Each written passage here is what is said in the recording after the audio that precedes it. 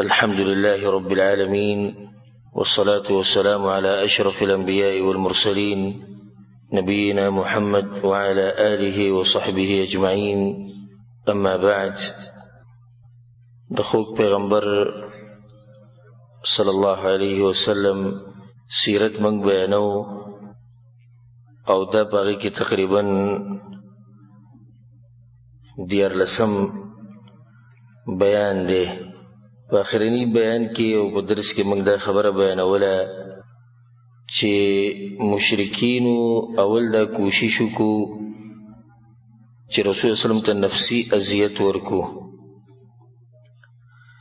او ډېرې طریقې هغوی استعمال کړې چې هغه ما تفصیلا ذکر کړې، خو چې کله په دغې باندې کار ونه شو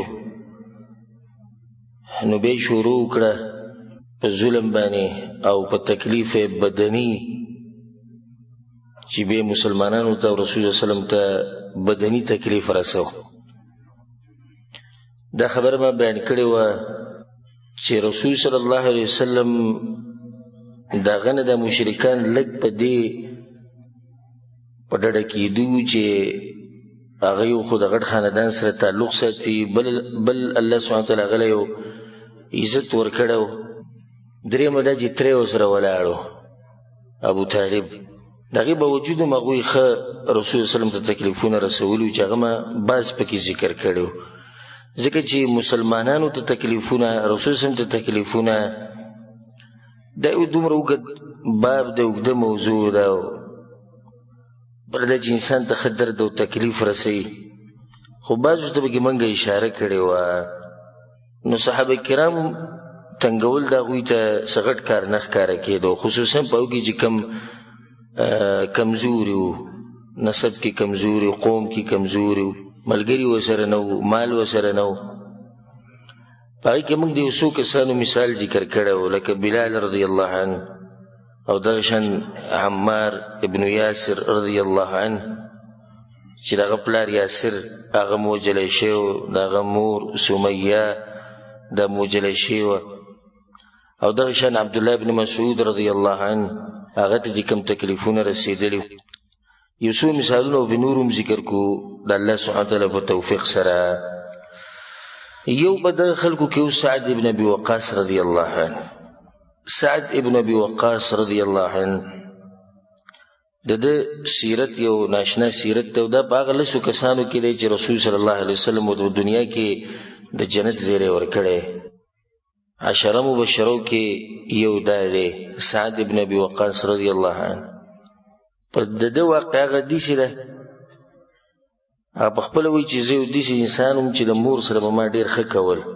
فلما اسلمتو، کله چې ما اسلام قبول کو نو دې مور راته وایي چې ما هذا الدين الذي اراك قد احدثت، دا کوم دین دی چې تا نوی راوویستو. نو ګوره دې کې یو اهمه فایده نن سبا هم داسې ویله کېږي، وایي دا کوم دین دی چې تاسو نوی راوویستو، دا کومې خبرې دي چې تاسو یې کوئ. وایي دوی نوي مسلې بیانوي. یو سړی خبره وکړي په هغې باندې دلیل وښیي د الله د قرآن نه او یا د رسول الله صلی الله علیه وسلم د فرمان نه، دا نوی دین شو. دا اوس سره پاسه 1400 کاله مخکینۍ خبرې، او دوی وایي دا څه دی؟ وایي دا نوی دین دی. نوی به هله وایي چې کله ما ویلی وی چې دا مسله زه داسې ویم. قرآن او حدیث ته مه ګوره، صحابه کرامو ته مه ګوره، تابعینو ته مه ګوره، خو زه وایم چې دا مسله به داسې کوو. دا اوس نوی دین دی، نوي مسلې جوړې شوې. خو چې یو سړی مسله بیان کړي او بیا وایي الله وایي، پیغمبر وایي، صحابه کرام وایي، امامان وایي، تابعین وایي، وایي دا نوی دین دی. نوی خو دغه دین دی کوم چې د قرآن او حدیث په مقابله کې نوی دین خو دا دی، دا نوی دین دی. او نوی دین خو هغه دی چې یو جماعت جوړ شي 100 کاله 1.5 کاله مخکې، دی وایي زمونږ مسلې زړې دي او ستاسو دا نوي یې.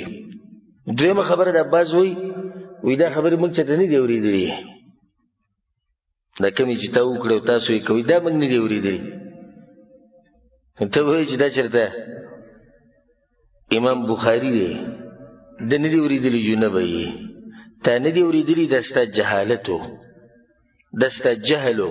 ته څه دومره غټ مولا خو نه یې او نه در سره علم شتي چې دا خبره ته کوې چې ما نه دي اورېدلي. نو ته به اوس عالم ته د دې ګناه کوې بلکې د عالم خو تندی ښکل که چې داسې مسئله ته بیانه کړې تا ته نه وه معلومه. که چېرته یو حق پرست یو متبحر عالم دا خبرو کې چې هغه ښه تکړه عالم چېرې دا مسلې نه وي دي. اوس د دې خبرې بیا هم څه نه څه وزن شتي ځکه چې قرآن او حدیث یې کتلي. خو چې اوس عام سړی غریب د څه نه خبر نه وي خپله دنیا کې نښتې او مزدوریانې کوي او پیسې ګټي صرف دغه خبرې او بیا دی عالم ته ووایي تا چې راکوې مسلې بیان کړي دا خو موږ نه دي اورېدلي. دا چې نه دي اورېدلي ګناه ستا ده چې دې نه دي اورېدلي ګناه ستا د هغه مولا ده چې هغه ته د حق نه دی بیان کړی. نو دا دوه اهمې نقطې یادې ساتئ. یو تا ته به لازم خلک دا وایي چې تا نوي مسلې شروع کړې نو دا خبره مخکې هم شوې ده. نو سعد بن ابي وقاص رضی ته اولنۍ خبره مور ده وکړه زویه ما هذا الدین الذي اراك قد احدث دا نوی دین دې راوړی چې دا ته څه ګډوډو کې نښتې ستا پلار به دا خبرې کولې ستا نیکه دا وي ستا ترونو دا خبرې کړي ستا خاندان والا ته خو درون سړی د غټ خاندان سړی ته دا قصې کوې اوس. او سعد بن ابي وقاص په هغه ځوانانو کې دی چې د یو ناشنا سیرت پروت دی او تاریخ داسې انسانان ډېر لږ لیدلي لکه څنګه چې صحابه کرام دي او د دې سیرت ما د الله په توفیق سره تفصیلا بیان کړی دی. ځان له هغه واورئ د سعد بن ابي وقاص سیرت دلته موږ هغه تفصیل نه شو تللی. دویمه نقطه دا شو یو خو دغه شو چې نوی دین دې راوړو. نو دویمه نقطه دا واضحه شوه چې د کومې مسلې چې ته بیانې دا ما نه دي اورېدلي د هغې جواب وشو. تا نه دي اورېدلي مطلب خو دا نه چې زما مسله غلطه ده. مسله به هغه غلطه دی یو سړي چې کله د هغه سره په مسله باندې دلیل نه وي چې دلیل وي بس خبره ختمه شوه. ندور مع الحق حيث دار وندور مع الدليل حيث دار. دا یو لنډ قانون زده کوي چې موږ د دلیل سره تاویږو را تاویږو که هر طرف ته تاو شو. دا ښکلې خبره او لنډه خبره د ډېرو خبرو حاصل دی. موږ د دلیل سره تاویږو چې کوم ځای ته تاو شو موږ د حق سره تاویږو چې کوم طرف ته تاو شو. دې ته پکې نه ګورو چې دا حق خو پلانې وایي دی خو زموږ د جماعت سړی نه دی د پلانې مولوي صاحب دی خو زموږ ملګری نه دی د پلانې خو زموږ دشمن دی د پلانې خو پنجابی دی او د پلانې خو عربی دی او د پلانې انګریز دی. دا قصې نشته. حق چې څوک بیانوي موږ یې منو او دلیل چې د چا د خبرې یي بس د خبره مضبوطه. نو سعد بن ابي وقاص رضی ته مور ویله تاسو څه کارونه شروع کړي سعد روغ رمټ هلک وي خراب شي. نو بس بیا ورته دا ووایي چې یا به خپل دین پرېږدې او یا به زه خوراک او څښاک نه کوم تر دې چې زه به مړه شم. نو بیا به ته بدنام شي خلک به ورته وایي چې دا هغه سړی دی چې مور یې خپله وژلې ده ستا دپاره به بدنامي جوړه شي چې دا هغه سړی دی چې مور یې وژلې ده. نو خلک به بیا وایي چې دا قاتل دی د مور. نو هغه ورته وایي مورو خبره داسې ده چې دا کوم کارونه چې ته دا مه کوه زه درته خپله خبره کومه چې زه دا دین نه پرېږدمه. زما دغه صفا خبره بیا ورته په صحیح مسلم کې هم دا روایت شته ایسې چې د مورې قسم وخوړو چې زه به د هغه وخته پورې تا سره خبرې نه کوم چې څو پورې ته واپس د خپل دین ته نه یې راوړېدلی او نه به خوراک او څښاک کو او ته دا وایې چې ته د مور پلار سره ښه کې. آیا ستا دین تا ته دا خبره ښایي؟ ګوره داسې سبحان الله دا سیرت کې ناشنا فواید دي چې کله سړی بیانوي بالکل هغه خپل حالت ته چې سړی وګوري چې نن سبا زموږ په معاشره کې زموږ په قوم او ملک کې چې کله څوک حق بیانوي سره څه خبرې کوي دقه شان مخکې شوي داسې نوي طریقه نه ده. ته دا وایې چې ته د مور پلار سره ښه کې تا ته یې دا خو ولیدي. نو اولنۍ شپه تېره شوه بیا دویمه شپه تېره شوه درېیمه شپه تېره شوه هغې نه څه خوړو نه یې څه څښل او بعضې روایتونو کې داسې هم راځي چې نور به راوختو نور ته به کېناسته په بد حال شو بېهوشه شو. نو د هغې یو بل زوی چې د هغه نوم عمر بن ابي وقاص هغه پاڅېدو نو د مور له اوبه ورکړې چې کله د بېهوشۍ نه په هوش کې راله نو خیرې شروع کړې دې زوی ته. هغه ورته ووایي مورو ستا خو یوه ساه ده که نه که سل ساګانې دي او یوه وځي نو د دین زه نشم پرېښودی په دې کې زه د چا سره څه ګزاره نشم کولی دی مسلمان په دین کې چا سره ګزاره نه کېږي که پلار دی که مور ده که خور ده که رور که ښځه که قام قبیله ملک جبه هر څه دي وروره په دین کې چا سره ګزاره نه کېږي دا اعلان د مسلمان دی اوس څه مطلب دی ودو لو تدهنو فیدهنون دا خبره ما مخکې بیانه کړې اے پیغمبره الله پیغمبر ته اے پیغمبر دوی غواړي که ته لږه نرمي وکړي دوی له سره کوي نرمي مطلب څه چې لږ دین پرېږدي او هغه داسې چې یو کال هغه ورته څه ووایي وایي ته زموږ د بوتانو بندګي کوه موږ به یو کال ستا د دې رب بندګي کوو خو رسول صلی الله علیه وسلم هغه اوچت انسان او د دې امت هغه قائد هغه چېرته چا سره په دې باندې سمجوته کولی شي په دې باندې هغه صلح د چا سره کولی شي چې زه به لږ دین پرېږدم خیر دی نه ښکلي اخلاق په دعوت کې استعمالول دا جدا موضوع ده اوس یو سړی ته وایي چې خلک ستا مطلب دی چې مور پلار سره غلط اخلاق استعمالوه نه نه ما دا ویلي دي او نه دا چا ویلي دي او نه دا د سعد رضان طریقه وه ښکلي اخلاق جدا مسله ده دین پرېښوده د چا دپاره دا جدا موضوع ده پلار سره ورانې وه پلاره ښه قدر دې کوم زما په دې سرې او زما لپاره تاج یې د اسمان ستوری نور یې سپومۍ یې ټوله دنیا یې خو دین نشم پرېښودی خفه نه شي مور ته هم دغه شان قوم ته هم دغه شان ملک ته هم دغه شان دشمن ته هم دغه شان یار او دوست ته هم دغه شان الله سبحانه وتعالی آیتونه نازل کړو آیتونه څه نازل کړو ووصينا الإنسان بوالديه حسنا الله موږ انسان ته ویلي چې د مور پلار سره به ښه کې وإن جاهداك لتشرك بي او که چېرته دوی کوشش کوي د دې چې تا ته د شرک امر وکړي او تا غلط دین ته راړې لکه څنګه چې د سعد دا مور لګیا ده فلا تطعهما په دې ځای کې ولې خبره نه ماني او دا یو فایدې ده ساتئ چې د مور پلار خبره به د الله په نافرماني کې نه منلی کېږي اگر که هغوی په دې باندې خفه کېږي بعض وایي مور څنګه خفه کړم پلار څنګه خفه کړم نو بیا صحیح ده یا به الله ناراضه کېږي یا به مور پلار ناراضه کېږي یو خو به کېږي که نه چې یو سړی اوس وایي زه الله ناراضه کوم والعیاذ بالله مور پلار دې خوشحاله شي بعض مور پلار وایي ګیره لرې که بعض مور پلار وایي ښځې سره ظلم زیاتی کوه بعض مور پلار وایي دا تاسې دینداري شروع کړې د دې علماو سره کښېنې او د دې نیکانو خلکو سره سوانه لکې ځان یې بوډا جوړ کړی بعض څه وایي بعض څه وایي نو بعض بچي ته وایي ټي وي راوړه بعض بچي ته وایي ډیش ولګوه بعض بچي ته وایي واده دی ډمې وله راوله بعض بچي ته وایي واده دی نو سندرې پکې ولګوه ټیپ پکې ولګوه چې موږ پکې بیا سندرې ورو نو بعض وایي دا راوړه دغه راوړه حرام شي نه ورته یادوي په دې ټولو خبرو کې به مور پلار ته ښه صفا ووایي چې تاسو زما مشران یې زما هر څه خو دې کې راسره مرسته نشم کولی ولې ځکه چې زموږ په زړونو کې د الله سره چې کوم محبت دی دا د مخلوقاتو سره د محبت نه ډېر اوچت دی دې زړه که نه ده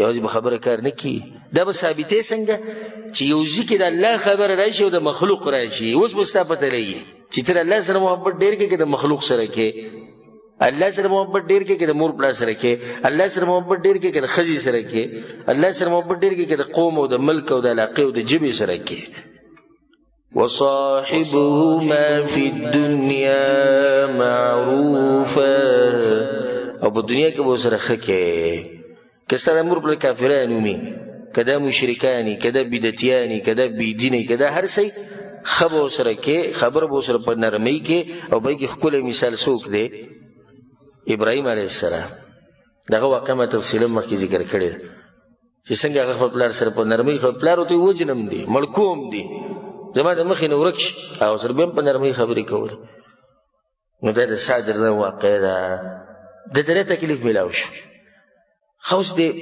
بعضو صحابه کرامو ته ډېر تکلیف نشي میلاوی دی ولې ځکه چې قوم یې مضبوط دي او ما دا خبره په اوله کې ذکر کړی چې په هغه وخت کې د دې قوم دپاره تعصب دا ډېر زیات دا خو به اسلام دا خبره ختمه کړه نو هلته به داسې کېدو چې یو سړی به لګیا حق به بیانو دین به بیانو بل سړی به ګزار وکړي یا بل سړي به ورته بدې ردې ووایي نو د ده کوم قوم والا چې دي او د ده چې کوم خاندان دی هغه د ده سره مرسته کوي ودرېږي دې لپاره نه چې خبره حقه ده خو د دې لپاره چې دا سړی زموږ سړی دی دی زموږ ملګری. بیا واقع د مصعب بن عمیر رضی الله عنه. مصعب بن عمیر رضی الله عنه داسې ځوان او داسې ځوان چې په مکه کې چا داسې ځوان نه ولیدلی چې هغه دومره په نعمتونو کې پروت وي، اوچت انسان او داسې ځوان چې کله به دی تېرېدو د مکې په کوڅو کې نو د نور ځوانانو به ورته کتو او هغه ته به پسخېدو، او مور پلار نازبین زوی و، ډېر زیات محبت به یې ورسره کوو. مور به دله داسې جامې اغوستې چې هغه شان جامې په مکه کې د چا نه وي، او داسې خوشبو به یې استعمالوله چې په لار باندې به تېر شو نو خلکو ته به پته ولګي چې مصعب په دې باندې تېر شوی. دومره دی مالدار و. او د حضرموت نه د یمن نه به صرف دله پیزار راتلو په هغه وخت کې، د دونه اوچت نعمتونو کې پروت. او چې کله به دی اوده شو، په تاریخ کې راځي چې کله به دی اوده شو نو چې د خوب به راپاڅېد نو د سر ته به د مور او د پلار او د خپلوانو قیمتي قیمتي خوراک یې ښودی و. وایي دی بغیر د خوراک نه اوده شوی، چې راپاڅي بیا به دی په خوراک پسې ګرځي نو تنګ به شي، نو دومره هم نه تنګوي، دومره ولم تکلیف نه ورکوي، نو خوراک به سر ته پروت. کله چې هغه ته پته ولګېده چې رسول صلی الله علیه وسلم دا خبرې کوي په دارالارقم کې، او دارالارقم انشاءالله خبره به هم نن راځي، دا یو خاص ځای و، رسول صلی الله علیه وسلم به پکې د ملګرو سره پټ پټ ملاوېدو، مشورې به یې کولې. د ارقم په کور کې دی هلته ورغی، په رسول صلی الله علیه وسلم باندې ایمان راوړو، اسلام یې قبول کړو، او بیا چې راووتو نو اسلام یې پټ ساتو د مور د یرې نه، د قوم د یرې نه. نو دی به توره تو وخت په وخت د رسول سره پټ ملاقاتونه کول. نو عثمان بن طلحه یو پیر دی ولیدو چې دی لګیا دی لمونځ کوي، په منځ یې ولیدو. او په وخت کې صحابه کرامو پټ پټ مونځونه کول، چې د بکندو کې، چې د سجي کې به د غره په لمن کې سجي کې به پټ پټ ولاړ ځان له مونځونه کول. نو دی ولیدو په منځ باندې، فاخبر امه وقومه، نو ویل د مور ته خبر وکړه، قوم ته ولا وکړه، وی هغه خو نه خراب شي. نو بس دی قوم دی وتړو تر دې چې دی بیا پټ ووتو حبشې ته هجرت وکړو. انشاءالله د حبشې د هجرت ته مسله به نن راځي که وخت و. اولنی هجرت چې کله حبشې ته کېدو نو یو پکې څوک و؟ مصعب بن عمیر دی پکې و. سعد بن ابي وقاص رضی الله عنه وی ما دی لیدلی په هغه وخت کې کله چې په ده باندې دا سختې تېرېدې او قوم د ده نه خوراک بند کړی او د ده نه مال اخیسته او د ده نه هر څه اخیسته. وی دومره سختې په ده باندې تېرې شوې وې چې د ده د جسم به داسې پټ غورځو لکه د مار هغه پټ چې پټ غورځوي، د مار د سرمن دی که دا دې پټ غورځوي، دغه شان به د ده د سرمن نه دا پټونه ولیدو. دا هغه کس دی چې قیمتي عطر به استعمالول، دا هغه کس دی چې قیمتي کپړې، قیمتي لباس دا د سره و. او رسول صلی چې به کله دی رایت کو مصعب نو دا به وی ما په مکه کې د ده په شان ښایسته هلک نه ولیدلی، او د ده په شان په نعمتونو کې ډوب انسان ما دی نه ولیدلی. کمزوری شو، بدن خراب شو، رنګ یې تک تور شو، خو بیا یې دا وکړه چې دین یې واغستو او خپله دنیا یې خرڅه کړه. دا هغه انسانان دي چې رب العالمین څه وایي؟ من المؤمنین رجال صدقوا ما عاهدوا الله علیه. الله په مؤمنانو سړو کې سړي دي، هغه لوز چې کوم الله سره کړی هغه یې رښتینی کړی. نو دا خلک دي. مصعب رضی الله عنه هغه نعمتونه پرېښودو، ښایسته لباس او ښایسته عطر او خوراک او عزت هر څه پرېښود. بیا په احد کې دی شهید شو. انشاءالله دا به زه تفصیل به هلته کومه، احد سیرت چې کله بیا زه بیانوم. د احد په جنګ کې دی شهید شو، نو بیا دومره څه نه و چې د ده جسم پې پټ کړی، یو کپړه وه هغه به په سر واچوله، خپې به ښکاره شو، په خپو به واچوله، سر به ښکاره شو. رسول صلی چې ته وکتو په ژړا شو، وایي دغه هلک ته ما په مکه کې د به شان هلک نه ولیدلی وی. ښه دا ځوانان وګورئ، داسې ګورئ د هغه کسانو خبر نه کوم چې 40 کاله عمر یې و 50 او شپېته و، دا بلکل نوي نوي ځوانان دي. ګورئ ښه سعد بن ابي وقاص رضی الله عنه دا وړوکی ځوان و، او دا مصعب رضی الله عنه دا ځوان هلک و. ځوانانو ته موږ بار بار دا خبره کوو، د غوږونه کولاو کوي دې خبرو ته. د دین دپاره قرباني دا د ځوانانو کار دی، د بوډاګانو کار نه دی. بوډا غریب خو طاقت ختم شوی، زور ختم شوی، جبه پسه شوي، دماغ کمزوري شوي، مال تی بچو نوسو کړوسو هغو تی اغستی، دا سره څه پاتې؟ په دین باندې قرباني کول، قرباني ورکول او په دین خاورې کېده د ځوانانو کار دی. ګورئ د چا کار دی؟ د ځوانانو کار دی. الله سبحانه وتعالی د اصحاب کهف په باره کې ویلي څه ویلي چاته یاد دی؟ إنهم فتية آمنوا بربهم وزدناهم هدى. إنهم فتية الله إلى زوانان لكانوا إذا مشهران نو بوداغان نو. إنهم فتية زوانانو دا دين مخي رسول دا زوانانو کار دی. إن شاء الله مخي تک الله ژوند راکو، توفیق راکو. د اسامه بن زید هغه واقعه چې کله لښکر بو رسول صلی الله لښکر تیار کړی، خو رسول صلی بیا وفات شو او په هغه وخت کې د هغه عمر 18 کاله. 18 کاله د لښکر امیر دی او په دې لښکر کې دنه ابوبکر صدیق او عمر بن خطاب ومو او دی په امیر و. 18 کالو هلک زمونږ هغه 13 کالو شي عجز غریب دا ټکي ته ختمیږي نه. ستړی شو په څه کې؟ ستړی شو په دې موبایل کې، ستړی شو په څه کې؟ په خبرو اترو ګپ شپونو کې، ستړی شو په کرکټ او په فوټبال کې، ستړی شو فلمونو ته، ستړی شو په ډرامو، ستړی شو په پالتو چکرو باندې، ستړی شو په مزدورو کې، ستړی شو په مسافرو کې، ستړی شو د ښځې په خدمت کې، ستړی شو د بچو په خدمت کې. بس دغه او رسول صلی الله علیه وسلم چې کوم کسان ذکر کوي عرش په سوري کې ولاړې وشاب افنى حیاته وشبابه فی طاعة الله. هغه ځوانان چې خپله ځواني خاوري کړي د الله د دین دپاره. دغه کس ته چې کله راغی رسول صلی الله علیه وسلم او حبشې ته تللی و که نه، چې راغی په بد حال شلیدلې جامې اغوستې وي، یو ځای به پټو بل ځای به پټو، دا کپړې به یې سره راښکودې. رسول صلی چې ولي په ژړا شو ملګرو ته دا هغه مصعب دی، د ده په شان هلک ما نه و لیدلی په مکه کې. نن د ده د جامو دا حل دی، د ده د رنګ ته وګورئ تک تور شی، د ده د سرمنې ته وګورئ پټونه ترې ولیږي، د ده د جسم ته وګورئ هډوکې پکې ښکاري. دا ټول هغه خلک دي چې دنیا یې خرڅه کړې وه او دین یې اغستی و. یو ځوانو خباب ابن الارت رضی الله عنه، خباب رضی الله عنه دا مریو مرئی الله سبحانه وتعالی د هغه دپاره په قسمت کې او په نصیب کې د اسلام لیکلی و. ډېرې زیاتې سختې میلاو شوي دي په مکه کې ده ته، او کومو کسانو ته چې ډېرې سختې میلاو شوي دي په هغو کې یو بلال رضی الله عنه دی او یو دا خباب رضی الله عنه دی.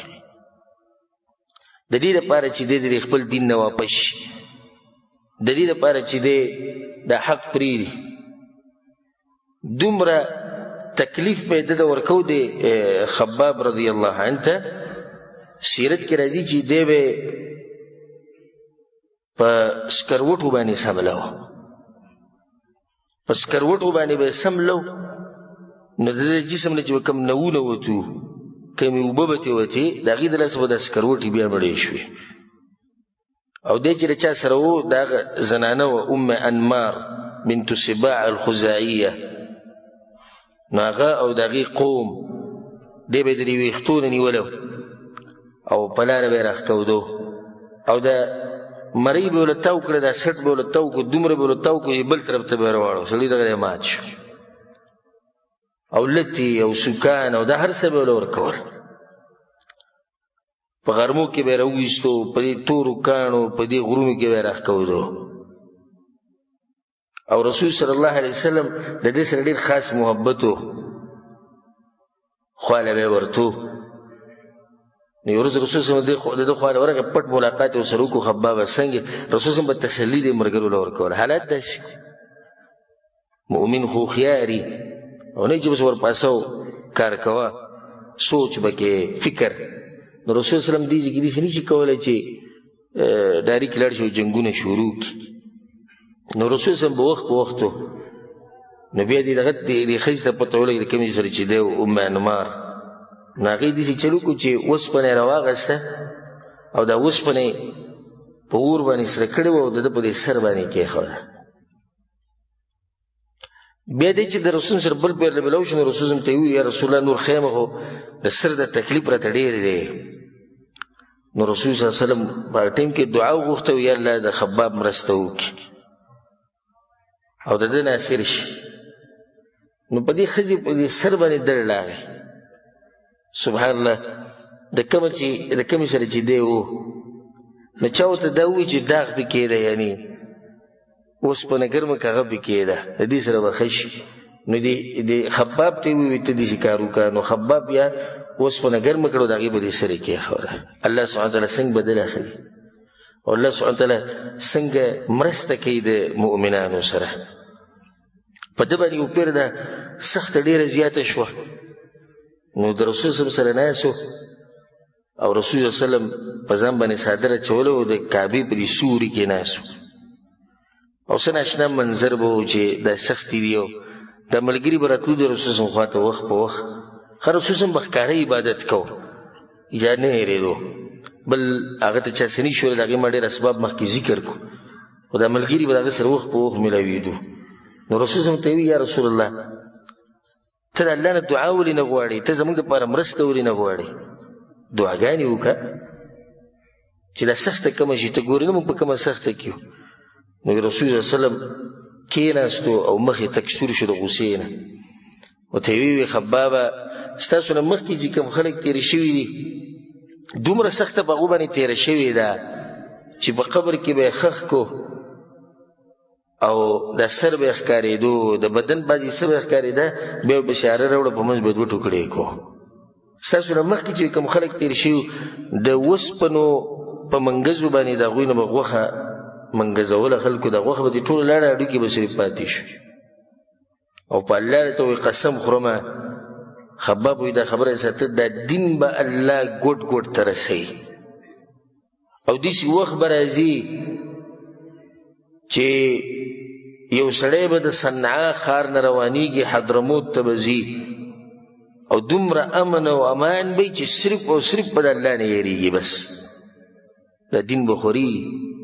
لکه څنګه چې رسول په نورو حدیثونو کې هم دا خبره کړې مشرق او مغرب ته به وایي الله رسوي او رسولی الله سبحانه وتعالی دا دین ګوټ ګوټ ته ده خو اوس موږ کمزوري شو زموږ د کمزورتیا د لاسه چې دی نه دین هغه نشر او اشاعت هغه شان نه کیږي او دا خبره ساتئ چې دین نه کمزوری کیږي خو موږ کمزوري شو.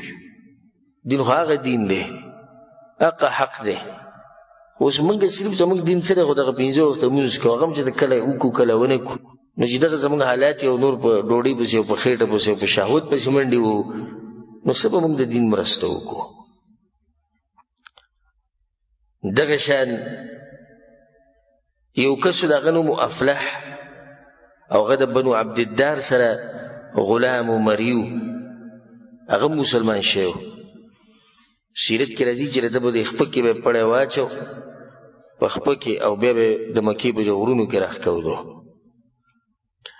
دغه شان د صحابه کرامو سره به دا چل کو چې د غوا سرمن یا د اوښ په دې سرمنه کې به بند کو د سرمن به دې چپ چاپېره تاو کړه او بیا به غرمو ته کېښودو یا به ورته د اوسپنو د زغرې واچولې درنې درنې او لاندې به ترې د کپړې ویستې وي هغه شان به غرمو ته کېنولي وو. دا ټولې سختۍ په دې مسلمانانو باندې تېرېدې او ما تاسو ته دا خبره په اوله کې وکړه که موږ دغه تفصیل لاړ شو نو دا یو ډېر اوږد لیست دی په دې کې ډېر نومونه دي خو دا ټولې قربانیانې چې کومې دې خلکو ورکړي دي هغه د دین دپاره زمونږ چې نن سبا د دین سره دومره شوق او نشتی او جذبه هم نشتی او د دین داسې بې قدره شوی د ډېرو خلکو ته نو د هغې وجه دا دی چې د دین موږ ته په میراث کې پاتې شوی یعنې سعودي عرب ته چې راشي او دوبۍ ته او انګریزانو ملکونو ته لاړ شي یو ریال یو ډالر وګټي د هغې اوس دومره قدر یې والله چې مړې کا خو دا ریال ته نشي اخیستی وروسته کې سخته پسې تېره کړي او دا دین دی صرف تا ته به دغه وایي دعاګانې غواړئ چې زموږ دپاره دغه د دعاګانو درخواستونه به کوي او ناست به صرف دغه دین د دعا کوي جماعت نور هیڅ قرباني نشته بدني مالی هیڅ قرباني نشته دین لپاره رسول صلی الله علیه وسلم چې د سختي تیری کړي د ټولې د چا لپاره زموږ لپاره کنه چې حق مونږ ته ورسي نو به دلته دا فائدہ اول د رسول صلی الله علیه وسلم په باره کې چې رسول صلی الله علیه وسلم د سختي تیری کړي زموږ لپاره تیری کړي چې دین مونږ ته واضح شي نو به ته څنګه وای چې کله د رسول صلی الله علیه وسلم حدیث راشي ته زموږ په مذهب کې شته او کې نشته د انصاف شو او دا د خو په بدلو کې خکه ول شو الله په قران کې سوي هل جزاء الاحسان الا الاحسان الله د خو په بدلو کې خلک خکې د خو بدله خي نو رسول سم تاسو سره خو کړو د سختي تیری کړي قسم سختي او مخې تر رواني د خو ګره ابتدا ده د موجب القصه ختم شو دا خو ابتدا ده پر رسول سم باندې سختي ختميږي چې کله یو لسم کال د هجری راشي کنه او د دې دنیا نه رخصت شي نو په دغه ورځ سختي ختم شي او ځکه راځي ان شاء الله په واقع کې چې کله فاطمه رضی الله عنها جړل او پلار تناسته او هغه باندې ځن کدنو نو رسول الله ته لور جاړم د نن بعد بس په پلار باندې سختي نه د دې سختو د سیرت ته ختم شي خو نه د خو شروع شو دا تاسو وینئ چې د پیغمبر صلی الله علیه وسلم څومره سختي نور تیری کړي دا خو ابتدا معمولی دي د ټولې دې لپاره چې حق مونږ ته ورسي دین مونږ ته ورسي په بدله کې ستا مذهب جدا زما مذهب جدا په بدله کې ستا مولوی سی به وي او زما مولوی سی به نه وي په بدله کې زمونږ جماعت زنده باد او تاسو جماعت مرداباد په بدله کې موږ د پلاني امام سے پلاری او بل وزیر پلاني امام سے پلاری د امام اعظم محمد صلی الله علیه وسلم پلار باندې وسوب شي د طریقه به څنګه رانی شو مضبوطه په بدله کې داو شو چې باز گمراه مولیان پیدا شوی دي وی حدیثونه زنی دي ګمانی دي شکی دي د سیله د دې چې رسول سم خو کړو سختي تیر تر دین ورسې نن ته هغه خبرې چې هغه دومره په مشکلاتو موږ تر رسول دي هغه ته نن شکی کړي هغه ته نن ګمانی کړي کمی خبرې چې به دومره سخته موږ ته رسیدلې دومره تکلیفونه ولا غوي تیر کړي دي هغه خبرې نن وې د رسول سم حدیثونه اختلافات پیدا کوي نن هغه اختلافات جوړي هغه خبرې چې موږ ته دومره په مشکلاتو رسیدلې نن وی حدیثونه باندې هر سړی مو نه پوهیږي دا خبرې پرې دی وي دوی به پیغمبر ته کم مخ باندې مخامخ کیږي په عرض محشر کې او به چې دعا غواړي یا الله بس د حوض کوثر وبرته نصیب کړي طریقه ولا نه منمه داغه په طریقې عبادت نکومه زما مذهب جدا دی زما مولا جدا دی زما کتاب جدا دی خو د حوض کوثر وبد دي سړي نس کما یا الله شفاعت نصیب کړي څنګه دغه شفاعت غواړي او چې هغه خبره ته څوک بیان کړي نو کله ته وابي وي کله ته غیر مقلد وي کله ته د انګريزانو سره دی کله د سعودي عرب د حکومت سره دی به داسې لشول به صحابه کرام د څومره سختي تیری کړي دا وګوره ابتدا د بار ویم ګوره مخکې به ویني په جهادونو کې دوی څومره وجلې کیږي څومره به شهیدان کیږي څومره ښځې به کونډې کیږي څومره ماشومان به یتیمانان کیږي دا بیرون سیرت کې تاسو اورئ دي صحابه کرام په چې به سړی لګي شو خبرې کوي لکه د شیعاګانو د روافضو او بعض نام نهاد مولیان چې هغه لګي دي صحابه کرامو شان کمی او به خبرې کوي دا د خو بدله نو پکار دا چې دی پیغمبر صلی الله علیه وسلم دومره سختي تیر کړي دین موږ ته رسول چې د دین موږ د سینې سره جوخ ولګو او دا وایو چې په دې باندې زموږ هر څه قربان دي دغه صحابه کرامو سره محبت دا وی بلار باندې تک دې څه کوي کنه وکوي یو خبره د فائدې لپاره یاد ساتي د مکی دور چې څومره د دیار لسکاله دې ته کې سره په جوړ نظر باندې ګوري نو ټول تربیت ته یعنی رسول سم تربیت کوي تربیت او تربیت کې چې مخې ته یو ملک به جوړیږي مسلمانانو یو زور په کوم ځای کې مدینه کې دغه د پر رسول سلام ځوانان تیاری دغه پر الله سبحانه تعالی تربیت کې د صحابه کرام او کله چې رسول سم وفات کېدو او واقعه تفصیلا راځي نو په دغه ورځ اخرنی ورځ د رسول سم په دنیا کې او د سحر منځ ټیم خلک رالو یا رسول الله رسول الله دغه ته ووایه ابوبکر ته وایي چې مونځ وکړي. ابوبکر صدیق رضی الله مخې ته شو مانځه ته. د مانځه په دې دوران کې رسول الله صلی الله علیه وسلم د عایشه رضی د کور د کړکۍ پرده اوچته کړه او صحابه کرامو ته وکتل مسکی شو. انس بن مالک رضی الله وایي چې نږدې و چې زموږ د مونځونه خراب شي. دومره مو خوشاله شو چې رسول الله صحت دومره برابر شوی دی چې کړکۍ نه پرده اوچته کړه موږ ته وکتو. ابوبکر صدیق رضی الله عنه اوچت انسان هغه د ایمان او د احترام نه چې زړه ډک و هغه زر به شاته راتو رسول الله ته کړکۍ نه اشاره وکړه ابوبکر په خپل ځای پاتې زه نه دروځم. دا د رسول سلام اخیرنی نظر خپل ملګرو ته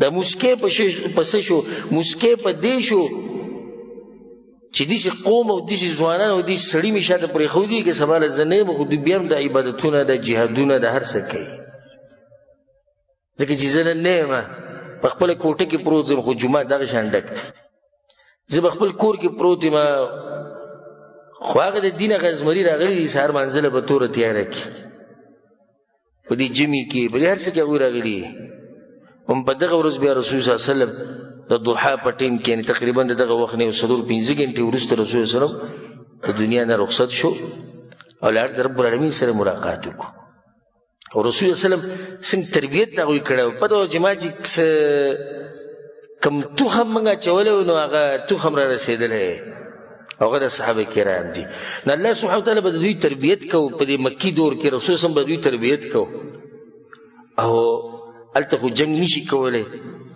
د جهاد حکم الله سبحانه وتعالى نکو هر ځکه الله صبر وکي مخواړوي د دوی نبی الله سبحانه وتعالى په هغه وخت کې د سورۃ المزمل نازل کړي د سورۃ المزمل په اول کې الله سبحانه وتعالى وایي یا ایها المزمل قم الليل الا قليلا نصفه او ينقص منه قليلا او زد عليه ورتل القرآن ترتيلا. الله سبحانه وتعالى دې طریقو خو تهجد کوي قرآن وایي په خوږ आवाज باندې ان یو رابطه ما سره جوړ کړي دا سخت به ملګه کم شي. رسول صلی الله علیه وسلم مصیبت راي کله سخت رااله بلال اقامت وکړي مونږ کو دا زړم لګ بارام شي.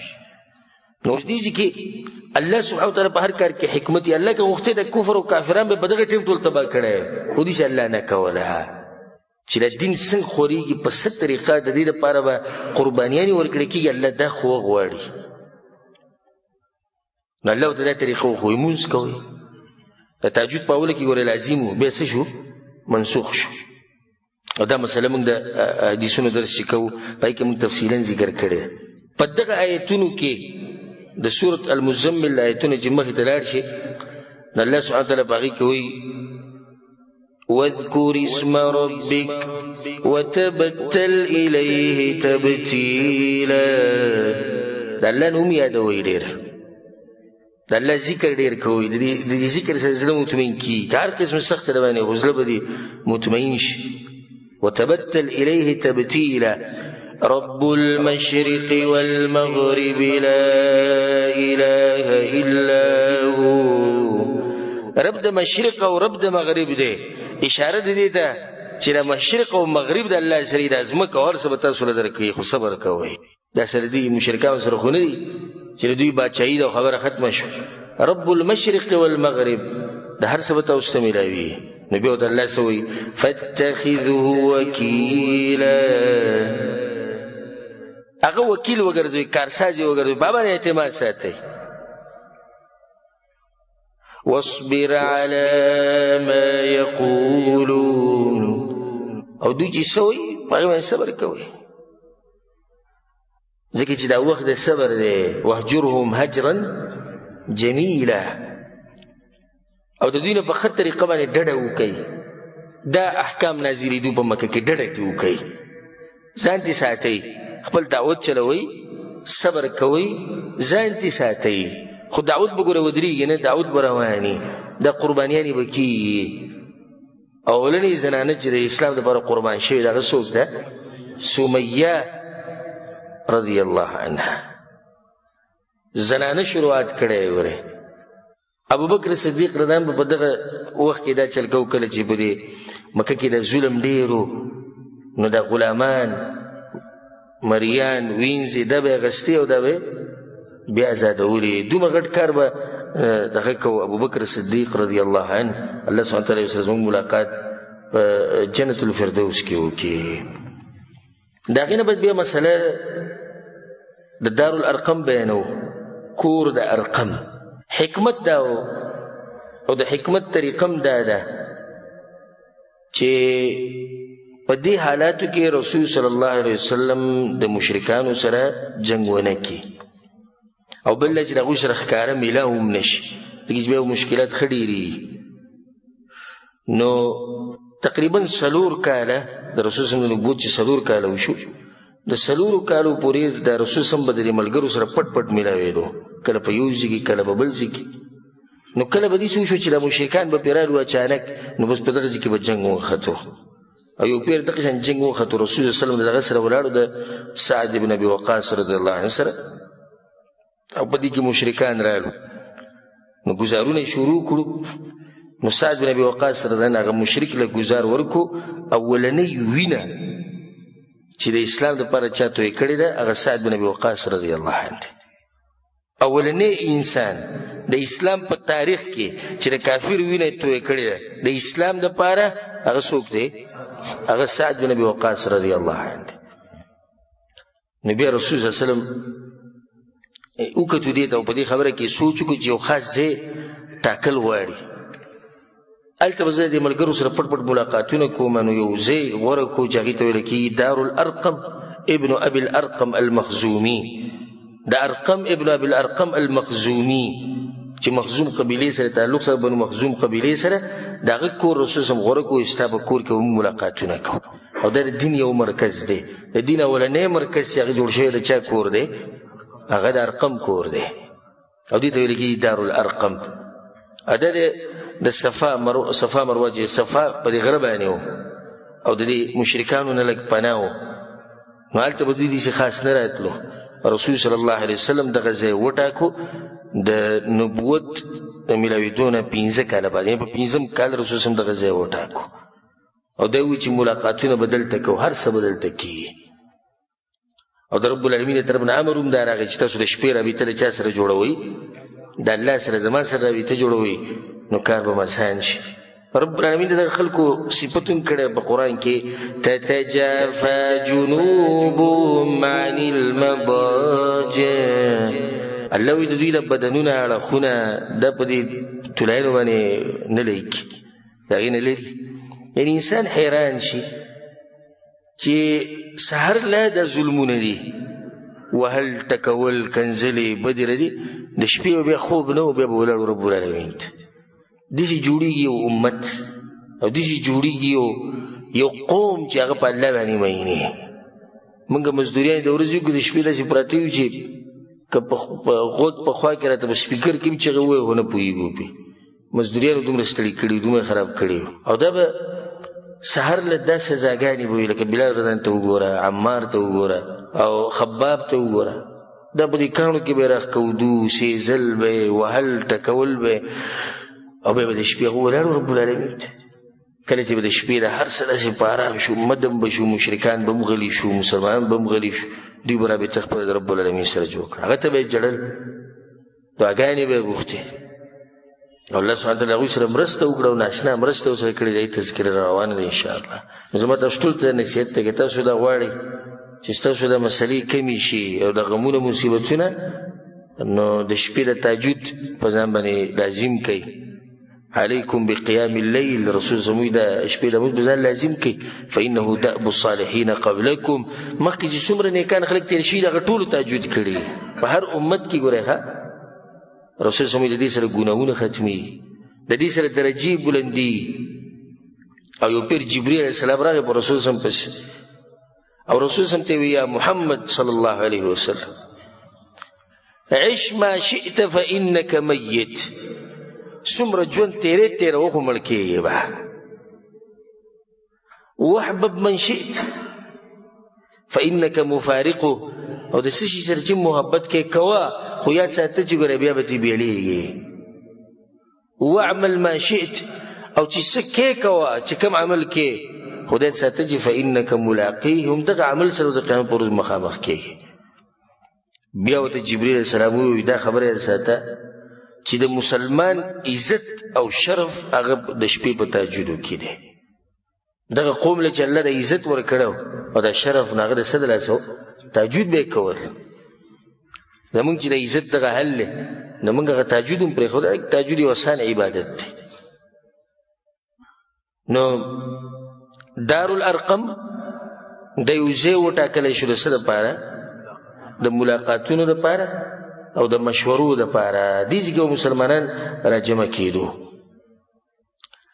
د څلورم کال په اوله کې یا په دې منځ کې د بدني تکلیفونه چې کوم مسلمانانو ته میلاوېدو دا شروع شو خو کمزوري رو رو زیاتېدو د پنځم کال په دې منځ کې دومره زیات شو چې مسلمانان حیران شو چې موږ اوس د دې سختو نه به ځان څنګه بچ کوو الله سبحانه وتعالی سورة الکهف نازل کړو د الله په هر کار کې حکمت سبحان الله سړی چې په دې ټیم کې سوره کهف ته څه ضرورت دی درې واقعې دي په سوره کهف کې اصحاب الکهف ذو القرنین خضر او موسی علیهم السلام دا به کشتي که نه په دې صورت کې دا درې واقعې صورت اوس نازلېږي ولې نازلېږي اولنۍ خبره اصحاب کهف واقعه ده الله اشاره وکړه چې تاسو ګوره هجرت هم کولی شئ لکه څنګه چې چا کړی دی اصحاب کهف والا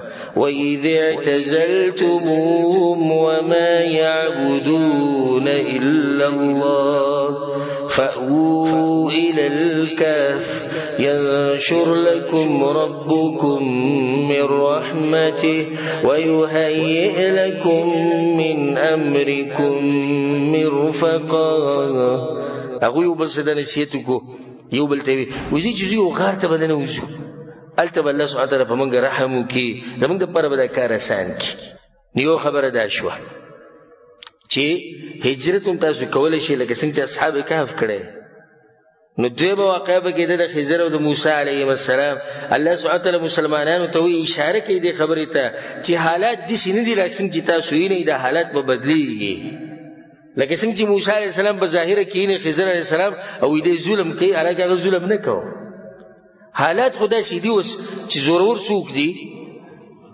مشرکان دي دا خو واضح ده زور د هغوی دی حالات داسې دي چې مسلمانان به ختم شي ښکاري دي چې الله وایي نه دا حالات به بدلیږي واورئ واقعه وایي د موسی او د خضر علیهم السلام ظاهره کې موسی علیه السلام یو څه لیدو حقیقت د هغې بل شان و نو درېمه واقعه پکې د ذوالقرنین ده الله سبحانه وتعالی دا یو باچا و چې د ځمکې باچایي وله موږ ورکړې وه اشاره ده دې طرف ته ای مسلمانانو صبر کوئ ذوالقرنین نه ما باچایي ورکړې تاسو له هم د دې ځمکې نه باچایي زه درکومه په دې صورت کې دا درې خبرې او دې طرف ته اشاره وشوه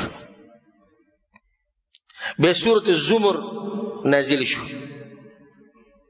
سورة الزمر کې دا آیت هم نازل شو الله سبحانه وتعالی سوی للذین احسنوا فی هذه الدنیا حسنه څوک چې په دې دنیا کې ښه کوي عبادتونه کوي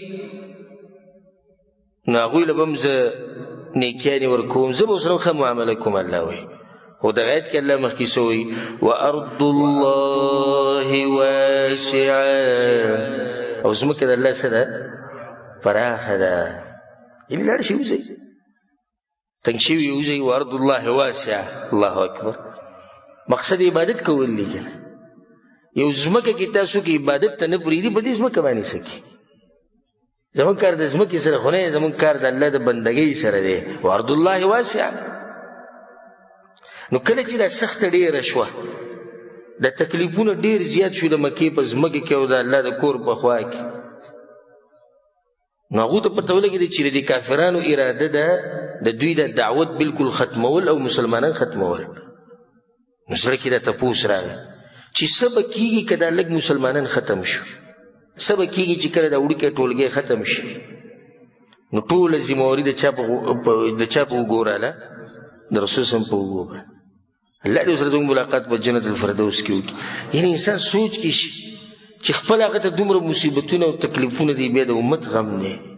نو بیا دا غم هم رسول صلی الله علیه وسلم ته پیدا شو چې د شمار یو څو صحابه کرام دي، ملګري دي، زنانه دي او سړي دي او ماشومان دي، که دا ختم شو مخکې به څه کېږي؟ که دا دعوت په دې ځای ودرېد دا مخکې امت ته خبر رسول غواړي. او الله ورته ویلي دي وما ارسلناک الا رحمة للعالمین. ای پیغمبر ته ګوره ما ټولو خلکو ته لېږلی، صرف قریش ته مې نه لېږلی. ذمواري ښه ډېرېږي چې ټول خلکو ته، پیریانو ته او انسانانو ته اوس دوی ته دعوت څنګه ورسو. او حالات دا دي ورځ ته ورځ سختې ډېرېږي. دا خبره ساتئ چې الله ته ښه اسانه وه چې د خپل حبیب ته بچ کړی وی، وکه نه وه؟ دې مشرکان نه به بچ کړی وی، دا مؤمنان به بچ کړی وی په کلمه د کن. انما امره اذا اراد شیئا یقول له کن فیکون. داسې به شی وی، یو معجزه به یې راښکاره کړی وی. خو دا د الله سبحانه وتعالی طریقه نه ده، د الله سبحانه وتعالی طریقه دا نه ده. ښیي د انسانانو ته چې تاسو به محنت کوئ، تاسو به کوشش کوئ، تاسو به دین دپاره سختي تېروئ. رسول صلی الله علیه وسلم سوچ شروع کو، سوچ یې شروع کو. هلته د جنګ خبره که زړه کې راځي، الله ورته ویلي واعرض عن المشرکین، پیغمبره مخ واړوه، جنګ خبرې به نه کړي. نو بیا دا فیصله وشوه چې دا علاقه به پرېږدو، دا ملک به پرېږدو.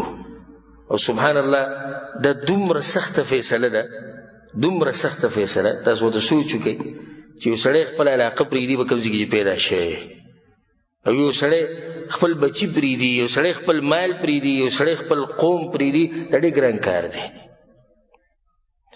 یو سړی په خپل ملک کې اوسېږي، ښه رزق شتي، هر څه شتي، او دی به اوس یو داسې ملک ته ځي چې هلته دی خلک نه پېژني، داسې ځي ته به ځي چې هلته د ده د رزق پته نه لګي چې څنګه به رزق ګټي. یو ناشنا ځي ته به ځي د الله د دین دپاره. نو تاسو سوچ وکړئ چې دا کار اسان دی که ګران دی؟ ډېر ګران کار دی. موږ خو زموږ تجربې خو شوي دي په دې مسله کې. څنګه مزدوري دپاره یو ځای د بل ځای ته ځو، نو څومره ګران کار. حالانکې دا سړی بیا ځي واپس، ملک ورسې آباد دي، خو چې سړی لاړ شي بیا پته نه لګي چې واپس به راځي که نه به راځي، څه به کېږي څه به نه کېږي. دا بچي به بیا وینم که وی به ننم. دا قوم، دا ملک، دا مال، دا جیداد، دا هر څه پرېښوده ډېر ګران کار دی. نو ځکه الله سبحانه وتعالی په هغه ټیم کې دا آیت نازل کو والذین هاجروا فی سبیل الله. او هغه خلک چې هجرت کوي د الله په لاره کې، ثم قتلوا او ماتوا، او بیا څه شو؟ ووجلی شو یا مړه شو. هجرت کې هر څه راتلی شي، یا به خپل مرګ مړ شي او یا به دې څوک مړ کړي. ليرزقنهم الله رزقا حسنا. الله به ښایسته رزق دې خلکو له ورکوي. ليدخلنهم مدخلا يرضونه. دې څه به الله ورکوي چې دوی به پرې راضي شي. دا آیتونه هم الله دې دپاره نازل کړي چې دوی د زړه څه شي؟ مطمئن شي. فرض الله واسع ده، الله ځمکه پراخه ده، ځای وځای بارت. د رزق مسله ده. څه به کوو؟ موږ ته به میلاویږي څه؟ په لاره به څه خورو؟ په پردي ملک کې به څه خورو؟ رب العالمین آیتونه نازل کړو وفي السماء رزقكم وما توعدون.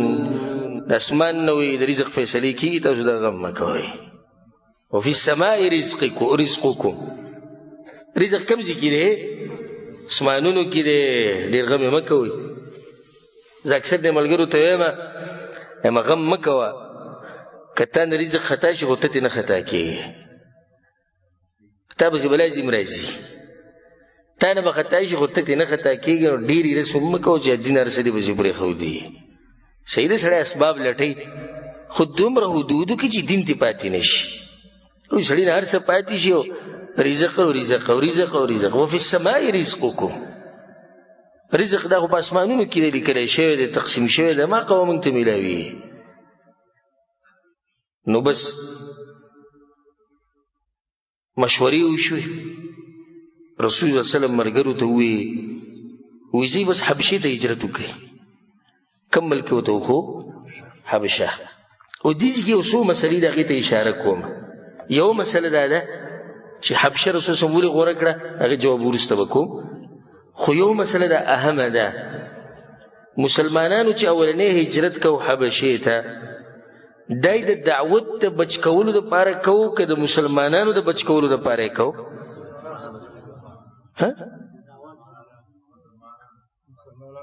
مسلمانانو بچ کولو دپاره، یعنې خپل ځان غم ورسره و د دعوت دپاره. دغه ازمریان او دغه هغه نه دي زموږ په شان چې خپل ځان غم ورسره دی. اوس غم د دعوت دی. سړی چې دا څنګه، زه درته دا خبره په یو څو نقاطو کې واضحه کوم. اولنۍ خبره، کومو کسانو چې هجرت کړی دی د نبوت په 5م کال یې کړی دی، د رجب په میاشت کې کړی دی، او دا ټول کسان چې کومو دا 12 سړي او 4 ښځې وې، نو دا څو شو ټول؟ 14. او د دوی مشر عثمان بن عفان رضی الله عنه. عثمان بن عفان پر رسول صلی مشر کړی وی، عثمان ته د 15 کسانو ته مشر. او د هغه سره د هغه بیبي رقیه بنت رسول الله صلی الله علیه وسلم هغه سره وه. او د دواړه موتی رسول صلی الله علیه وسلم وی چې کله دوی لاړو، وانهما اول بیت هاجر فی سبیل الله بعد ابراهیم ولوط علیهم السلام. دا اولنی کورنۍ ده چې د ابراهیم او د لوط علیه السلام نه وروسته دوی هجرت وکړ د الله په لار کې. اولنی کورنۍ هغه څوک دي؟ عثمان رضی الله عنه او د هغه بیبي رقیه د رسول الله صلی الله علیه وسلم لور. اوس دې کې دې خبرې ته سوچ وکړئ چې قبل پرز د هجرت د دې دپاره و چې دا خلک بچ کوي، نو بیا به رسول صلی ډېر خلک لیږلی وی. دې ته سوچ ته وکړه، یعنې ټول چې کوم ځي 15 کسان دي، نو دا 15 کسان ولې رسول صلی لیږي؟ دا ټول ملګري به یې لیږلی وی که چې بچ شوی وی. دلیل دی په دې باندې چې رسول صلی غواړي چې دعوت بچ شي، مؤمنانو به الله حفاظت کوي. اگر که دا یو وجه کیدی شي، خو غټه وجه نه ده. غټه وجه هغه څه ده؟ د دعوت حفاظت. خبر دې ته ګورئ چې رسول صلی چې کوم کسان لیږلي دي په دې ټولګي کې، نه هغه ټول د قریش نه دي، او په قریش کې په غټو غټو خلکو کې دي. سوال په زړه کې دا راځي، که د رسول صلی مطلب دا وی چې خلک بچ کولی، نو بیا خو به د کمزوري لیږلی وی. داسې ده که نه ده؟ نو رسول صلی دا خلک سره لیږي، د دوی سره خو قوم شته، د دوی سره مالونه شته، هر څه شته، دوی ولې ځي؟ وجه د هغې دا ده چې کله دا غټ خلک هلته لاړ شي، نو دوی به هلته اثر کوي، د دوی خبره اثر کوي. او دا واضحه ده چې د زورور سړي خبره اثر کوي، د کمزوري سړي خبره اثر نه کوي. بله پکې دا وجه هم ده چې کله دوی هلته ورسي او نجاشي باچا هغه دوی ویني، دا به چې دا غټ مخوریز خلک زما خواله راغلي، نو دا یو سیاسي مسله شو. څنګه؟ یعنی دا خلک راغلي د مکې نه، د قریش د سیاستو سره نه لګي، زموږ خواله راغلي. که دا دغه تللی وی دا کمزوري، نو هغه به ویلی چې دا خو کمزوري دي، غلامان دي، د خپلو مشرانو نه راتښتېدلي دي، واپس یې ولېږئ. نو دوی یو پناه هلته واغسته. په دې خبره ورسېدی که نه چې اصل بنیادي مقصد څه شو؟ دعوت بچ کول دي. دوی به هلته لاړ شي، دوی به دعوت کې یو بل مرکز به کولاو شي. د رسول صلی دې سوچ ته ګورئ څومره حکیم انسان دی. یعنی که دلته مکه کې به موږ باندې سخته ډېره شي او حالات بالکل به موږ راتنګ شي، یو بل ځای کې به زموږ مرکزي هلته خو به دعوت رواني که نه، بیا به ورو په بل ځای کې جوړ شي، په بل ځای کې به جوړ شي. په دې طریقې سره به دا خبره مخې ته ځي. نه اولنی سبب د هجرت هغه څه شو؟ د دعوت حفاظت. دویم سبب د مشرکانو سره د جنگ نه ځان بچ کول. دا یو سبب دی، مخکې موږ سره دا خبره تېره شو. ځکه دا لږ کسان په جنګ ونښلي نو خبره به ختمه شي. دریم سبب د دعوت دپاره نورې لارې کولا وهل. دعوت په مکه کې هم روان دی، نو دعوت په کوم ځای کې روان شي؟ په حبشه کې به هم روان شي. او دا د رسول صلی الله علیه وسلم هغه اوچت سوچ دی. بل سوال په زړه کې دا راځي چې رسول صلی الله علیه وسلم بل ملک ولې نه غوره کو چې حبشه یې غوره کوله؟ حالانکه حبشه هغه ملک دی چې هغه جبه د هغوی بدله ده، عادت هغوی بدل دي، د مکې نه سم لرې دي. ولې دا ځای رسول صلی الله غوره کوي؟ الجواب، اولنۍ وجه دا ده چې د حبشې دا ملک دا د مکې نه ډېر زیات لرې دی، نو مشرکان ورته رسېدی نه شي په اسانه. یعنی که نږدې ملک وي نو دوی به زر ورشي، هلته به هم بیا تنګوي، او دا لرې ځای دی نو هلته ډېر نشي تنګولی. دویمه وجه دا ده چې دا حبشې دا ملک د عربو پیژندو او د دوی سره به تجارت کو نو معروف ملکو، ځکه رسول صلی الله علیه وسلم دغه معروف ملکو خو. او دا خبره لکه امام طبري، ابن عبدالبر، ابن حبان او نورو علماء کرامو کړې ده چې قریشو به حبشې ته هم تجارت لپاره تلو، هغوی به هم راتلو، نو دوی یو بل سره تجارتي تعلقات وو، دا ملک مشهور و ځکه دغه غوره کړو. درېیمه وجه هغه دا ده چې د حبشې د باچا چې کوم دی څوک دی؟ نجاشي. د نجاشي خپل نوم څه دی؟ اصحامه. حبشې باندې چې څوک هم باچایي کوي هغه ته نجاشي ویلی کېږي. نو دا نجاشي د خپل څه نوم نه دی، دا خو لقب دی. لکه په مصر باندې چې به پوخا چا حکومت کو نو هغه ته به څه وي؟ فرعون. نو دته د حبشې باندې د باچایي کړې ده نو دته نجاشي ویلی کېږي. نور د خپل نوم څه دی؟ هغه اصحامه دی. دا اصحامه مشهور و چې دا یو عادل باچا دی او انصاف والا کس دی. نو رسول صلی الله علیه وسلم ځکه دغه ځای غوره کړو او دی ورته ووایي لو خرجتم الى ارض الحبشه، که تاسو ځئ نو بیا حبشې ځمکې ته لاړ شئ، فان بها ملک لا یظلم عنده احد، هلته یو باچا دی د هغه په مخ کې د چا سره ظلم نه کېږي. د دې هم دوه فایدې. اولنۍ د رسول صلی الله علیه وسلم لرې سوچ، یعنی د باچایانو پته ورته شتي کوم ځای کې څنګه باچا دی، کوم ځای کې څنګه باچا دی. دین دې ته نه وایي چې ته یو ګوټ ونیسه او الله الله کوه او د دنیا نه ځان مه خبروه. د هر څه نه ځان خبر ساته، په کوم ځای کې څه روان دي څه نه دي روان، د دې هر څه نه ځان خبر ساته.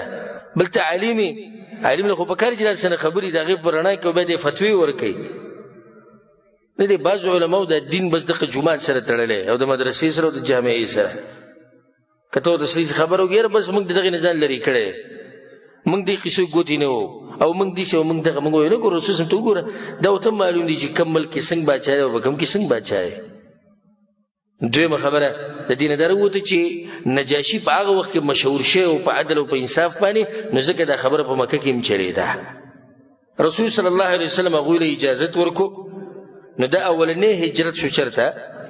حبشې ته. څو کسان دي؟ 14. تفصیلی څه دی؟ 12 سړي دي، 4 ښځې دي. مشر په عثمان بن عفان رضی الله عنه دی او د هغه بیبي هم د هغه سره وه. دوی چې کله ووتو د شپې پټ پټ، رسول صلی الله علیه وسلم پټ وځئ چې قریش ته پته ونه لګي. نو دوی د دریاب طرف ته روان شو، ځکه چې دا ملک ډېر لرې دی، په دریاب کې به سفر راځي. ګوره د الله سبحانه وتعالی دپاره قرباني ورکول، دې ته وایي د الله دین دپاره محنت او کوشش، دې ته وایي قرباني، دې ته وایي ځان خاورې کول. موږ 2 قدمه ځي کې درس له نشو راتلی، موږ 2 قدمه ځي کې جومات ته منزلې نشو راتلی او په دریاب کې بلا سفر کې او د مکې نه به ځي حبشې ته. او په هغه وخت کې چې دا آلات او دا شیونه مینه نشته، دا کوم نعمتونه چې اوس راوتلي دي. په لاره به څه کېږي څه به نه کېږي، دوی به څومره سفري، دوی به د اوبو په دې منځ کې چېرته دا رزق ورته ختم نه شي، دا توخه ختمه نه شي. کوم چې بیمار شي د هغه سره به ګوره دوی څه کوي. که په لاره کې ورته دشمنان ډاکوان راووتو هغوی له به څه جواب ورکوي، د هغوی سره به څنګه مقابله کوي. دا ټولې خبرې پکې وې خو هغوی بیا هم ووتو. لاړو یو بندرګاه وه چې هغې ته به شعیبه ویلی کېږي. شعیبه بندرګاه یعنې دغه ځینې به دا کښتۍ مشتۍ تلې. نو هلته الله سبحانه وتعالی دوی دپاره خبره اسانه کړه. 2 کښتۍ دوی ته میلاو شوې، سفینتین تجارتین، چې هغه د تجارت دپاره روانې وې حبشې ته. د دوی پکې ځای جوړ شو، دوی کېناستو، سواره شو، په 2 کښتو کې روان شو. قریش ته پته ولګېده چې سړي ووتي کسان لاړو حبشې ته، په ډاري کې ځینې خپلې سورلۍ او سامانونه ور سره وویستو او د دوی پسې روان شو. خو کله چې هغوی د دریاب غاړې ته راورسېدو نو هلته د خلکو خبر ورکړو چې داسې کسان راغلي وو، خو هغوی تللي خو وختي یې په کښتۍ کې سواره شوي 2 کښتو کې وتلي. نو دوی ته پته ولګېده چې اوس پې زموږ وس نه راشي. حبشې ته مسلمانان ورسېدو، هلته یو نوی تاریخ به جوړېږي، انشاءالله هغه به پر روان درس کې به تاسو ته بیانوم. ډېر ښکلی ژوند دوی هلته تېر کړو. قریش مشرکانو بیا نوی یو چلی جوړ کړو، یو مکر، یو دوکه. هلته لاړو د نجاشي سره ملاقاتونه وکړو او هغه یعنی بری خبرو کې راوستو چې دوی سره وران شي هغه تفصیل به ان شاء الله مخې ته راځي پر روان درس کې. بل دا چې رسول صلی الله علیه وسلم په مکه کې د قران تلاوت کو کله چې دوی لاړو رسول صلی الله علیه وسلم خخ کاره په مکه کې د قران تلاوت کو مشرکین ټول سجده ولګول قران ته او دا واقع به ان شاء الله تفصیلا پر روان درس کې بیانو چې دوی د سجده ولې ولګوله او د دې سجدې لګولو څه اثرات شو په مشرکانو باندې او څه اثرات شو په مؤمنانو باندې خصوصا په هغه مؤمنانو باندې کوم چې به کوم ځکیو په حبشه کې او ته خبر بل شان ورسېدو دغه به بل نتیجه وروته ان شاء الله دا مسلې په روان درس کې تفصیلا ذکر کوو. الله سبحانه تعالی دې موږ له توفیق راکړي چې د رسول صلی الله علیه وسلم په دې سیرت باندې عمل وکړو. الله سبحانه تعالی دې موږ له توفیق راکړي چې د رسول صلی الله علیه وسلم په نقش قدم روان شو او الله سبحانه تعالی دې موږ ټول څنګه چې بدی مبارک جمعات کې یوځای کړیو د شان الله سبحانه تعالی موږ په جنت الفردوس کې د خپل خوږ پیغمبر محمد صلی الله علیه وسلم سره یوځای کې. هذا والله اعلم وصلى الله على نبينا محمد وعلى آله وصحبه اجمعين.